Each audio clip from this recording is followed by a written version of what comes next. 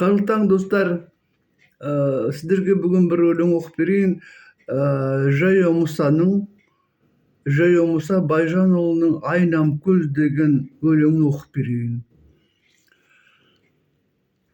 Айнам көз. Салмасам айнам көзге ән болмайды, кимесем екі бешпет сән болмайды. Ойнасаң өзің теңдес жаспен ойна, ол дағы алғаныңнан кем болмайды. Айнам көз, сен қайдағы, мен қайдағы, біреудің мен де өзіңдей боз тойлағы. Есіме беу қарағым сен түскенде, қайнайды зығырданып қай-қайдағы.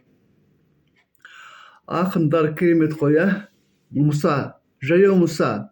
Жаңағы білесіздер ғой, ән бар еді ғой: ақ сиса, қызыл сиса, сиса, сиса, жүрмейді кімдер жаяу зорлық қылса. Сол өлеңнің бұл кісі авторы. Көп қой өлеңі жаяу Мұсаның. Назарларыңызға рахмет. Келесі кездескенше амандықта, саулықта болайық. Қыздарым, ұлдарым, немерелерім, рахмет.